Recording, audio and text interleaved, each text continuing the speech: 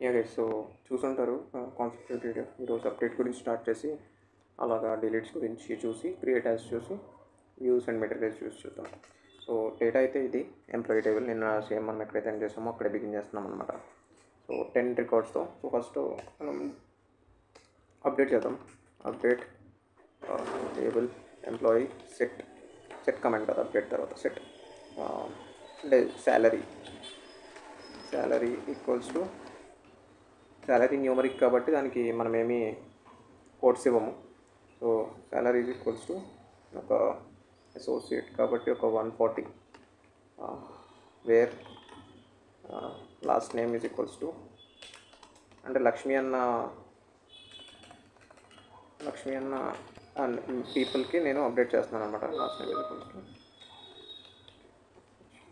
ఇది ఎట్లయినా రాయొచ్చు, లేకపోతే ఇంకో ఆప్షన్ కూడా ఉంది, వేర్ శాలరీ ఈజ్ నల్ అంటే శాలరీ నల్ అయిన చోట అంటే ఇక్కడెక్కడ అదర్ చోట శాలరీ నల్ అవ్వలేదు కాబట్టి మనం ఒకటే ఈ సింగిల్ రికార్డ్ అప్డేట్ చేద్దాం కాబట్టి సో ఇది కూడా వాడచ్చు, వేర్ శాలరీ ఈజ్ నల్ అని. కాకపోతే ఇబ్బంది ఎక్కడవుతుంది అంటే ఇంకో రికార్డ్కి ఎక్కడైనా శాలరీ నల్ ఉందనుకో సపోజ్ ఇక్కడ అది కూడా అప్డేట్ అయిపోతుంది అనమాట. సో ఇప్పుడు ప్రస్తుతానికైతే ఒకటే రికార్డ్ ఉంది, మనం అదే అప్డేట్ చేద్దాం అనుకుంటాం కాబట్టి సో పర్లేదు, ఆ మెథడ్ కూడా రాయొచ్చు, వేర్ శాలరీ ఈజ్ నల్ అని instead of where last name is equals to Lakshmi Kanta. But I would prefer going this way around that. Okay, so update చేసాక ఒకసారి సో అప్డేట్కి టేబుల్ అన్న థింగ్ ఉండదు. Okay, update employee set salary equals to update అయ్యింది, number of rows updated 1 అంట. So ఒకసారి చూద్దాము update అయింది కదా. సో లక్ష్మికి 140 అప్డేట్ అయింది కదా. సో ఇది అప్డేట్ గురించి. లేదు మీరు ఈజ్నల్ పెట్టుకుని అప్డేట్ చేస్తున్నా చేయండి.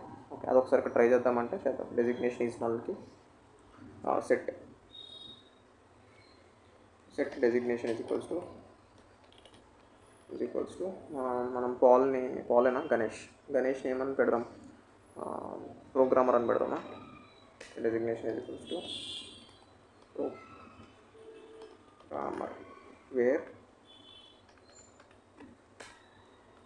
Designation is null. ఓకే, ఎట్లయినా రాయొచ్చు. సో ఎక్కడైతే నల్స్ ఉన్నాయో అవన్నీ అప్డేట్ అవుతాయి. ప్రస్తుతానికి గణేష్ ఒక్కడే నల్ ఉన్నాడు కాబట్టి గణేష్కి ప్రోగ్రామర్ అన్నది అసైన్ అయిపోతుంది అనమాట. So this is all about updates. And deletes గురించి చూస్తే డిలీట్ ఫ్రమ్ పైన రాసాను చూసారు, delete from table name where ఒక కండిషన్, నువ్వు జస్ట్ ఇది మెన్షన్ చేయకుండా రన్ చేసావు అంటే అవుట్, అన్ని 10 రికార్డ్స్ ఎగిరిపోతాయి. Okay, so I would prefer don't do it. So ఇక్కడ ఏం చేయొచ్చు అంటే where salary is equals to salary కాదు నేమ్, ఒక రికార్డ్ తీసేద్దాం. Where first name is equals to C Paul తీసేద్దామా సి. ఓకే, ఇది రిమూవ్ చేయాలనుకోకపోతే మీరు కామెంట్ చేయొచ్చు. Okay, so delete from table employee where first name is equals to C. So ఈ record ఎగిరిపోతుంది అనమాట. ఇంకేం లేదు కదా సితో ఫస్ట్ నేమ్, సో ఓన్లీ ఒక రికార్డ్ ఎగిరిపోతుంది. ఓకే, సో రన్ చేద్దాం. ఒక రికార్డ్ ఎగిరిపోయిందని చెప్తుంది. రైట్, కింద మీరు చూస్తే 1 రికార్డ్ పోయింది అని చెప్తుంది. ఒకసారి చూద్దాం పాల్ ఉన్నాడా లేదా. సో మొత్తం 9 రికార్డ్స్ అయిపోయినాయి చూస్తుంటే, 10 లేవు. రైట్, సో పాల్ రికార్డ్ అయితే లేదు అక్కడ. సో ఇది నల్ గురించి, డిలీట్ గురించి. మీరు ఈ నల్ రికార్డ్స్ ఏమైనా ఒక కాలంలో ఉన్నాయనుకోండి, సపోజ్ ఇక్కడ ఫస్ట్ నేమ్స్ లాస్ట్ నేమ్స్ ఏమో నల్ ఉన్నాయనుకోండి, ఇక్కడ కూడా ఏదో ఒకటి ఉంది, అట్లా నల్ ఉన్నాయని తీసేయాలంటే ఏం చేస్తారు, where last name is null అని బట్టి అవి డిలీట్ అయిపోతాయి. ఇది వేర్ కండిషన్ ఏం మెన్షన్ చేయకుండా మీరు డిలీట్ రన్ చేస్తే ఏమవుతుంది, మొత్తం 1 రికార్డ్స్ డిలీట్ అయిపోతుంది. ఇది డిలీట్స్ గురించి. నెక్స్ట్ మనం క్రియేట్ యాజ్ చూద్దాం అనుకున్నాం కదా. సో ఏం చేద్దామంటే క్రియేట్ టేబుల్ నేమ్ ఎంప్లాయీకి వర్షన్ 1 అని పెడదాం. Okay, version 1.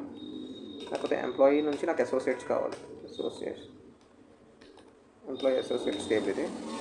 Okay, as select star from employee table wear designation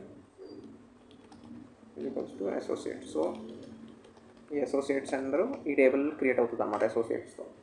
okay, so మామూలుగా రన్ చేస్తే ఏమవుతుంది, అసోసియేట్స్ అందరికీ మామూలుగా ఒకసారి రన్ చేసి చూపిస్తాను, జస్ట్ ఈ సెలెక్ట్ క్వరీ మాత్రమే. అండ్ ఆల్సో ఈ సెలెక్ట్ క్వరీ కాకుండా మనం క్రియేట్ చేసిన ఎంప్లాయీ అసోసియేట్ టేబుల్ని కూడా ఒకసారి రన్ చేసి చూపిస్తాను. ఏమొచ్చినాయి, ఓన్లీ అసోసియేట్స్ వచ్చారు అవునా అందులో. సో ఇప్పుడు ఏం చేద్దామంటే ఇదే మనకి ఒక టేబుల్లో స్టోర్ అయిపోయి ఉంటుంది.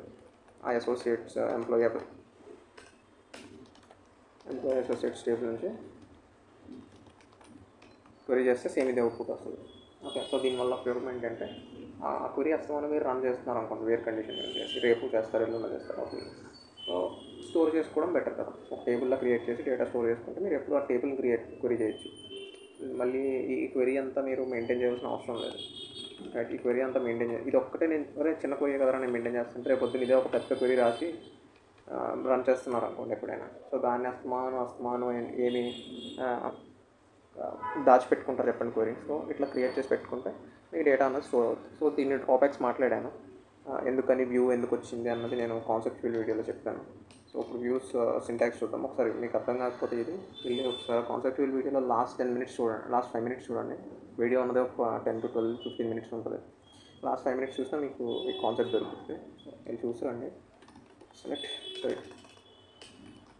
సేమ్ అదే క్రియేట్ వ్యూ నేమ్ ఏం పెడదామంటే b_employee associates as select from మన ఎంపీ వేర్ మన పైన కాపీ చేసి తెచ్చుకుందాం ఒకసారి వెళ్ళి వేర్.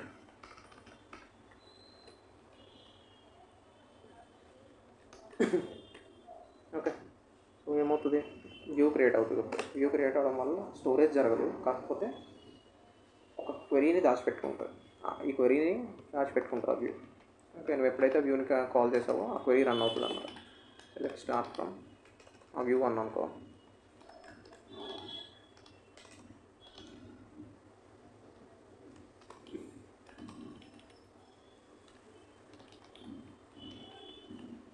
ఏమవుతుందంటే సెలెక్ట్ స్టార్ట్ ఫ్రమ్ డే తప్పు రాసామేంటి అసోసియేట్స్. ఇప్పుడు ఏమవుతుందంటే బ్యాక్ ఎండ్లో ఈ క్వెరీ మనకి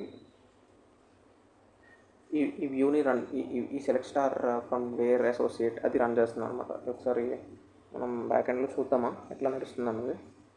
క్వెరీ హిస్టరీ ప్రొఫైల్లోకి వెళ్ళి నాకు తెలిసి కొన్ని క్యాషెస్ అన్నీ హెల్ప్ అయిపోయి ఉంటాయి. ఓకే, అవ్వట్లేదు.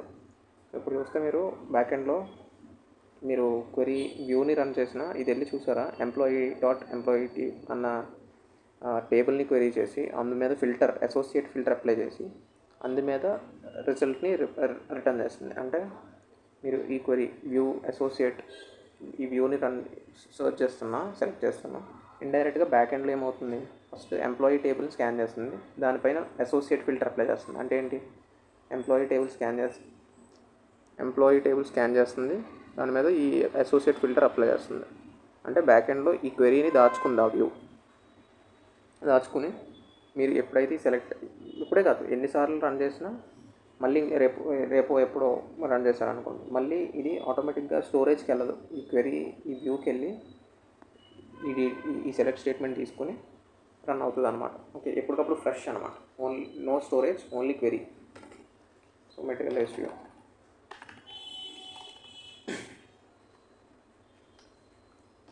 సో ఇది కామెంట్స్ మనం మాట్లాడుకున్నాం కదా, సో అదేం రన్ అవుతుందో జస్ట్ మీకు ఒక ఐడెంటిఫికేషన్ కోసం. క్రియేట్ మెటీరియలైజ్డ్ వ్యూ నేమ్ ఏం పెడదాం, materialised view can be employee associates. ఇదేం పెద్ద థింగేం కాదు ఎంవిఎన్ పెట్టాలని, బట్ మీకు అర్థమవుతుందని ఇట్లా పెడతాను అంతే. MB associate employees as select star from MP where already store చేసి పెట్టుకున్నాం కదా ఎక్కడ కంట్రోల్ కూడా వచ్చింది. సో మెటీరియల్స్ వ్యూ క్రియేట్ అవుతుంది అనమాట. సో మెటీరియల్స్ వ్యూ అంటే స్టోరేజ్ ఉంటుంది, కాకపోతే ఆటోమేటిక్ రీఫ్రెష్ ఉంటుంది ఎప్పటికప్పుడు. రైట్, సో ఇప్పుడు చూద్దాం అంటే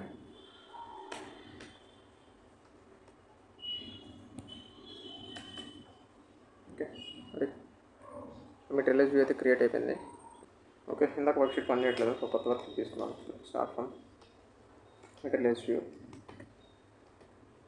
సో మనం మాట్లాడుకున్నట్టు టెంపరీ టేబుల్స్ అన్నవి వేరే వర్క్షీట్కి వస్తే ఉండవు, అవి తప్పితే అన్నీ ఏ వర్క్షీట్లో అయినా వర్క్ చేస్తాయి. ఓకే, సో మెటీరియల్స్ వ్యూస్ కూడా అంతే, ఏ వర్క్షీట్లో అయినా బతికే ఉంటాయి, not an issue. So materials view చూసారు కదా. సో ఇప్పుడు ఏం చేద్దామంటే మనం మన అండర్లయింగ్ టేబుల్ని అప్డేట్ చేద్దాం. అండర్లయింగ్ టేబుల్ అంటే ఏంటి? ఎంప్లాయీ టేబుల్ కదా. ఈ మెటీరియల్స్ దేని మీద క్రియేట్ అయింది? మన ఎంప్లాయీ టేబుల్ మీదే. అదే ఏదో ఒక ఫంక్షన్ వేసాం కదా, సెలెక్ట్ క్రియేట్ ఆర్ రీప్లేస్, ఇదే కదా మనం వాడింది. Create or replace, create materials view name ఇది ఇచ్చాం పైంది, m_v_v_emps.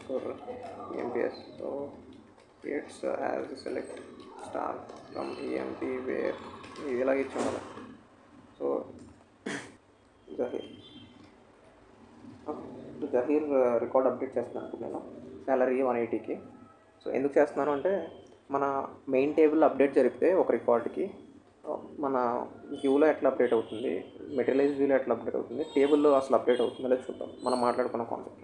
ఓకే, సో అప్డేట్ అయితే అయిపోయింది. ఇప్పుడు సో టేబుల్ చూడండి ఫస్ట్, సెలెక్ట్ స్టార్ ఫ్రమ్ మన table employee. Okay, so employee టేబుల్లో జహీర్, మనకి అసోసియేట్ జహీర్ ఎవడున్నాడో ఇతనే కదా. సో ఇతనికి 180 అయిపోయింది, ఎర్లియర్ 150 అంతా ఉండాలి. సో ఇప్పుడు మన వెర్షన్ ఇంకో టేబుల్ క్రియేట్ చేసాం కదా. సో ఆ టేబుల్ని ఒకసారి మనం సెలెక్ట్ చేద్దాం. ఇందాక మనం క్రియేట్ చేసింది టేబుల్ పేరేంటి? ఇదేనా, ఎంప్లాయీ అసోసియేట్స్. ఇది ఒకసారి సెలెక్ట్ చేయండి. సో ఆ టేబుల్ ఎలా ఉండిపోయింది? జహీర్ అసోసియేట్ 150 దగ్గరే ఉండిపోయాడు. ఎందుకు? స్టోరేజ్ క్వరీతో నువ్వు టేబుల్ క్రియేట్ చేసావంటే నువ్వు దెబ్బ అయిపోతావు. స్టోరేజ్కి వెళ్ళి చెక్ చేసుకుంటుంది. ఎప్పుడైనా బ్యాక్ ఎండ్లో మెయిన్ టేబుల్ అప్డేట్ అవుతే నువ్వు క్రియేట్ చేసి సబ్ టేబుల్ ఆటోమేటిక్గా అప్డేట్ అవుతుంది. ఇదే మనం మాట్లాడుకున్నాం. వ్యూ చూద్దాం. వ్యూ అప్డేట్ అవుతుందా లేదా చెప్పండి. అవుతుంది, ఎందుకంటే అది క్వెరీని డీల్ చేస్తుంది, స్టోరేజ్ ఇంకా. వ్యూని చూస్తే నీకు 180 కింద వచ్చింది, అవునా? నెక్స్ట్ మెటీరియలైజ్ వ్యూ అప్డేట్ అవుతుందా లేదా? అవ్వదు. అది ఎందుకు చెప్తాను అంటే, నేను ఆల్రెడీ అక్కడ మాట్లాడాను. సో ఇక్కడ ఎక్కువ డ్రాగ్ చేయను. మీకు కావాలంటే ఒక్కసారి కన్ఫ్యూజన్గా ఉంటే ఒక్కసారి ఆ వీడియో చూసారండి.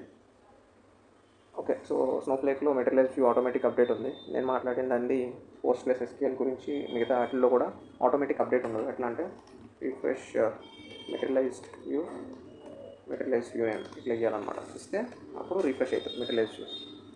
ఓకే, సో ఇక్కడైతే ఇది పనిచేయట్లేదు syntax. Automatic materialise view refresh ఉంది. అది వచ్చి Snowflake has an inbuilt future.